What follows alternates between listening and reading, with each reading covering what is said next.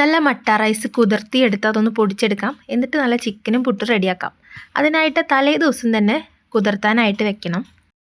വളരെ കുറച്ച് അരി മാത്രം ഇട്ടാൽ മതി. അപ്പോൾ അത് കുതിർത്തി പൊടിച്ച് വരുമ്പോൾ അത്യാവശ്യത്തിന് ഉണ്ടായിരിക്കും. ഇപ്പോൾ ഒരു ഗ്ലാസ്സൊക്കെ ഇട്ട് കഴിഞ്ഞാൽ ഒരു 4 പേർക്കൊക്കെ കഴിക്കാനായിട്ടുള്ളത് ഉണ്ടാവും.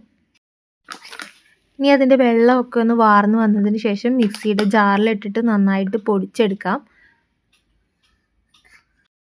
നമ്മൾ കടയിൽ നിന്ന് മേടിക്കുന്ന പുട്ടുപൊടി പോലെ തന്നെ ഉണ്ടാവും ഇത് പൊടിച്ച് വരുമ്പോൾ.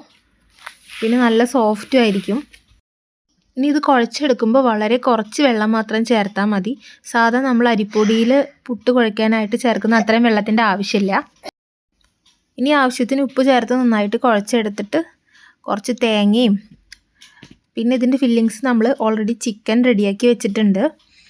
അപ്പോൾ ഗ്യാപ്പിൽ ചിക്കൻ ഇട്ട് കൊടുക്കുക, അതിലേക്ക് പിന്നെ പൊടി ഇട്ട് കൊടുക്കുക. അങ്ങനെ സ്റ്റെപ്പ് ബൈ സ്റ്റെപ്പ് ആയിട്ട് ചെയ്തിട്ട് നമുക്ക് ചിക്കൻ പുട്ട് ആവിയിൽ സെറ്റാക്കി എടുക്കാം.